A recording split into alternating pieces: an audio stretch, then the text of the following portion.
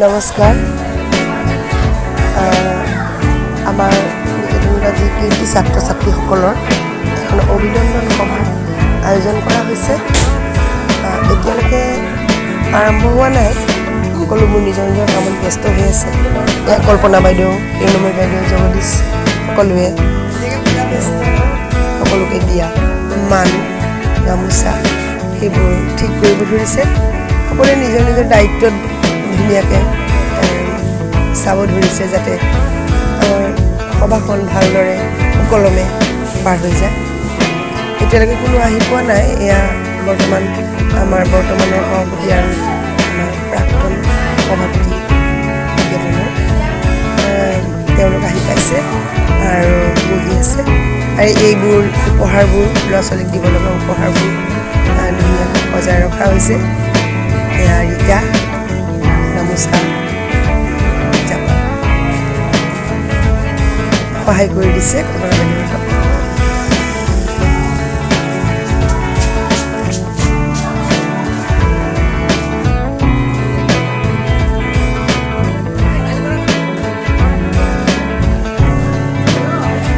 খন্তেক পিছতে হৃদম ঠাকুৰীয়া আৰু তেওঁৰ যিকেইজন ডিষ্টিংশ্যন পাইছে আৰু ষ্টাৰ পাইছে আমাৰ নিকেতনৰ, সকলোবোৰ আহি ইয়াত উপস্থিত হ'ব। জোনাক যিজন আৰু এজন আমাৰ ইয়াৰে ষ্টেণ্ড কৰা, তেওঁকো মতা হৈছিলে, কিন্তু তেওঁ শাৰীৰিক অসুস্থতাৰ বাবে আহি পোৱা নাই। তেওঁলোকৰ কাৰণে আমি সকলোৱে ছাত্ৰ ছাত্ৰীসকলেও আৰু আমি সকলোৱে অধীৰ অপেক্ষাত ৰৈ আছোঁ। তেওঁলোক আহিব, তেওঁলোকে সন্মান লগত চাই আমি আনন্দিত হ'ম। আমাৰ মাজৰ তেওঁলোক অসমৰ গৌৰৱ, আমাৰ নিকেতনৰ গৌৰৱ, সকলোবোৰে অধীৰ অপেক্ষাত কৰি আছে। তেওঁলোক আহি পালেই সভাখন আৰম্ভ হ'ব।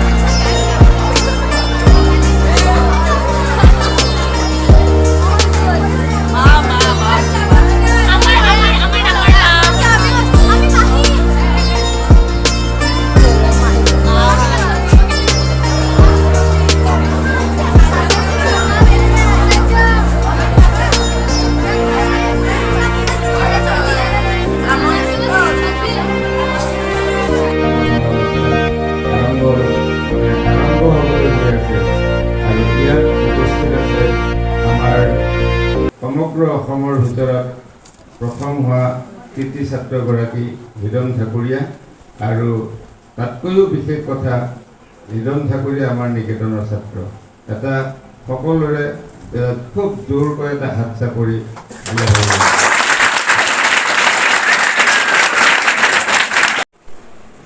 নিকেতনৰ প্ৰাক্তন সভাপতি কলিতা ছাৰেও সুন্দৰ বক্তব্য ৰাখে।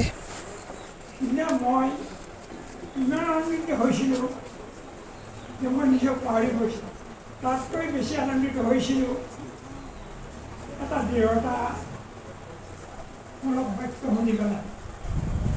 গুৱাহাটীত হৃদম ঠাকুৰীয়া গুৱাহাটীত প্ৰেছ ক্লাবত সোমোৱা প্ৰেছে তেওঁৰ অনুভৱ ব্যক্ত কৰিবলৈ, তেওঁৰ কৃতকাৰ্যতা আমাক পাঠি দিবলৈ সোমোৱা প্ৰেছে তেওঁক প্ৰশ্ন কৰিছিল। আৰু হৃদম ঠাকুৰীয়াই যি উত্তৰ দিছিল, মই নিজে স্তম্ভিত হৈ গৈছিলোঁ। মোৰ জীৱনত ইমান সোনকালে ইমানখিনি জ্ঞান এতিয়াও মই অৰ্জন কৰিব পাৰোঁ। সেইকাৰণে মই অভিভূত হৈ গৈছোঁ। দ্বিতীয় কথা এটা, হায়াৰ ছেকেণ্ডেৰী ৰিজাল্ট যেতিয়া দিছিল, তাত আৰ্টছৰ যিজন প্ৰথম ষ্টেণ্ড কৰিছে শইকীয়া,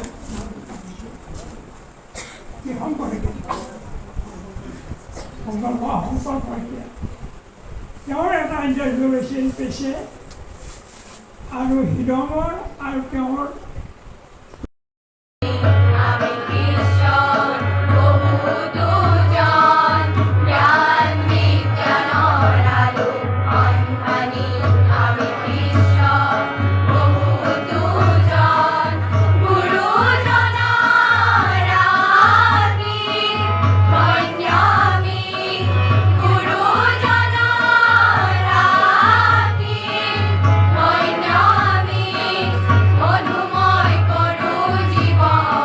আচাৰ্য তথা আচাৰ্য সম্বৰ্ধনা জনাইছে হীৰম ঠাকুৰে।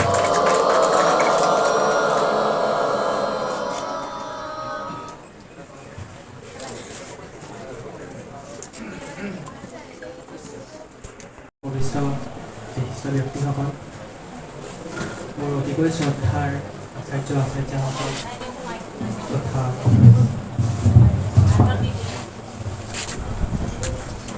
শ্ৰদ্ধাৰ প্ৰধান আচাৰ্য মহোদয়,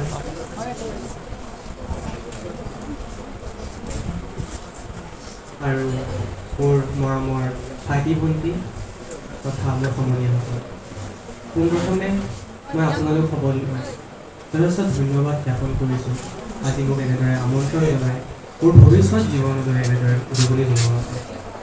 আজি মই খুবেই আনন্দিত যে যিখন নিকেতনে মোক সৰুৰে পৰা ডাঙৰ দীঘল কৰিলে সেইখন নিকেতনলৈ মই অকণমান সময়ৰ কাৰণে হ'লেও কিবা এটা আপোনালোক কঢ়িয়াই নিব সক্ষম হ'ম। যিদৰে প্ৰধান আচাৰ্যই মোক কৈছিল তেখেতৰ বহুদিনৰ এটা সপোন আছিল। ঢেকীয়াজুলিত আজি আয়োজন কৰা এই অভিনন্দন কাৰ্যসূচীত আমাৰ আজিৰ এই সভায় পৰিচালনা কৰা আজিৰ সভাত বিধায়ক গণেশ লিম্বু ডাঙৰীয়াও উপস্থিত থাকে আৰু তেওঁৰ বহুমূল্য ভাষণ দিয়ে। সন্মানীয় খনীন্দ্ৰ কলিতা ডাঙৰীয়া, বালিকা বিদ্যালয়ৰ অধ্যক্ষ ৰাতুল বৰা ডাঙৰীয়া, উপসভাপতি সন্মানীয় বীৰেন শইকীয়া ডাঙৰীয়া, নিকেতন প্ৰধান আচাৰ্য সন্মানীয় গিৰীন্দ্ৰ শৰ্মা ডাঙৰীয়া, মোৰ সন্মুখত বহি থকা ভাৰতীয় জনতা পাৰ্টীৰ শোণিতপুৰ জিলাৰ সভাপতি বাতাস খুৰাম ডাঙৰীয়া, আজি ইয়াত উপস্থিত থকা শ্ৰদ্ধাৰ শিক্ষাগুৰুসকল, সন্মানীয় অভিভাৱকসকল আৰু মৰমৰ ছাত্ৰ ছাত্ৰীসকল, মই আপোনালোক সকলোলৈ জয়তে আন্তৰিক শুভেচ্ছা জনাইছোঁ। বিশেষকৈ যিসকল ছাত্ৰ ছাত্ৰীয়ে অতি সুখ্যাতিৰে এই অঞ্চলৰ এয়া সভাপতি ডাঙৰীয়াই হীৰম ঠাকুৰীয়াক সম্বৰ্ধনা জ্ঞাপন কৰিছে।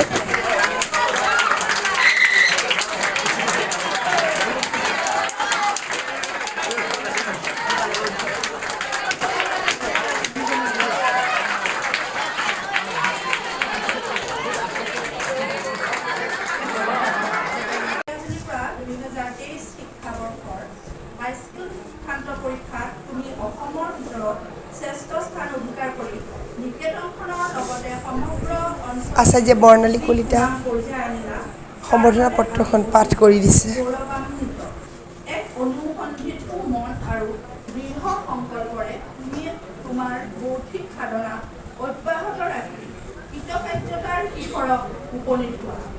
মানুহৰ মাজত মানুহ হৈ সকলোৰে অন্তৰত জ্ঞান অমৃত বিলাই যোৱাৰ লগতে জীৱনৰ সকলো প্ৰত্যাহ্বান নেওচি ভাৰত মাতৃক পৰম বৈভৱশালী কৰি তোলাৰ এক সুদীৰ্ঘ অন্বেষণ তোমাৰ অন্তৰত বিপাল।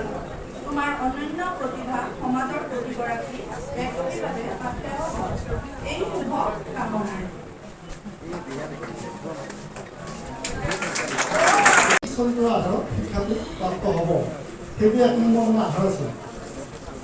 2 নম্বৰতে আছিল যে ইংৰাজী মিডিয়ামত দিদি, ইংলিছ মিডিয়ামত দিদি, মই অসমীয়া মাধ্যমত কিয় দিদি, সেইটো এটা মোক বহুতে প্ৰশ্ন কৰিছিল আৰু সিদিনাখনো সেই কথাটো উল্লেখ হৈছিল। তো মই চিন্তা কৰিলোঁ যে যিহেতুকে ময়ো এজন শিক্ষক, মই ক'ৰবাত কোনোবা এখন কিতাপত পঢ়িছিলোঁ, চন্দ্ৰপ্ৰভা শইকীয়াই লিখিছিল যে মানুহে য'ত যেনেকৈ নাথাকক, যি অৱস্থাত নাথাকক, সকলো মানুহে কিন্তু সদায় নিজৰ মাতৃভাষাতে সকলো কৈছে। এই কথাটো ময়ো উপলব্ধি কৰিছিলোঁ। তো মই চিন্তা কৰিলোঁ যে মোৰ সন্তানটোৰ যদি মাতৃভাষাত মই এডমিশ্যন নহয়, নামভৰ্তি কৰাওঁ, পৃথিৱীৰ বহুত কথা শিকিব পাৰিব কম বয়সত। যিটো হয়তো ইংৰাজী মাধ্যমত দিলে সেই শিকাত দেৰি হ'ব। এইটো এটা মই নিজকে এটা বিবেচনা কৰি লৈছিলোঁ। কৰি পেলাই মই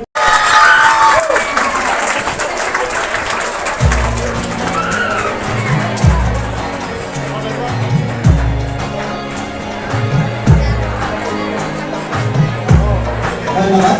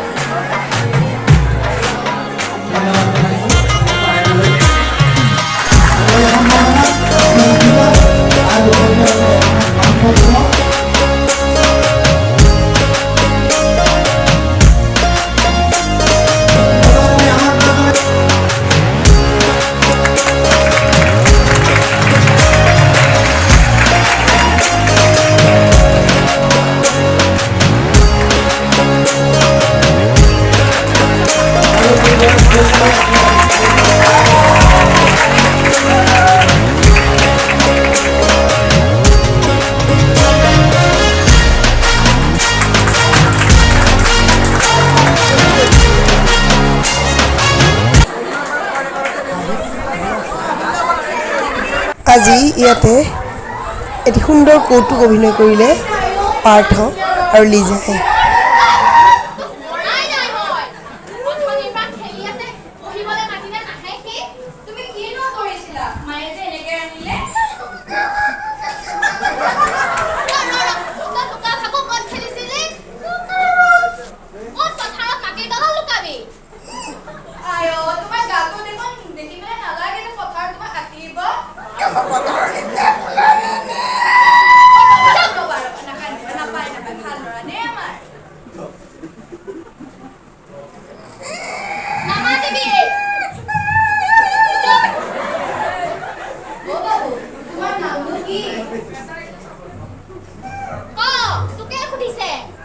নমস্কাৰ মোৰ নাম চিলি ভুটুবু হাজৰিকা।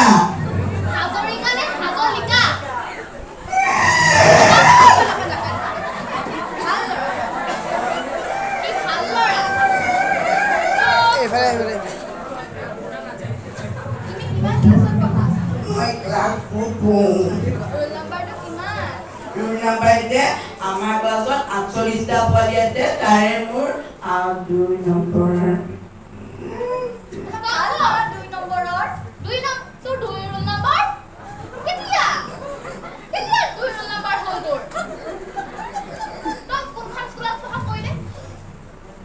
মই শংকৰদেৱ শিশু বিদ্যা নিকেতনত পঢ়োঁ।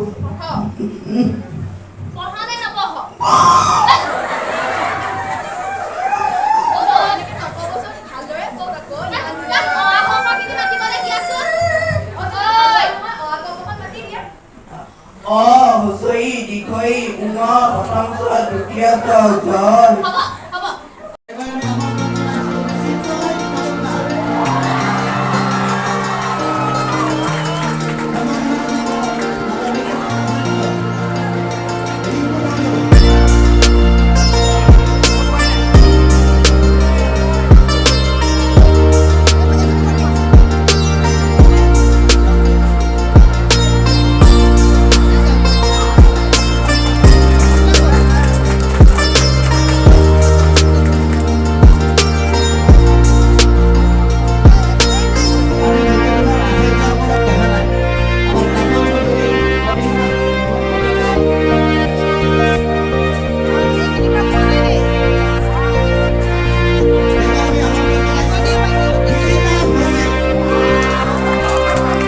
নিকেতনৰ আচাৰ্য কাজল চৌধুৰী। পাইছা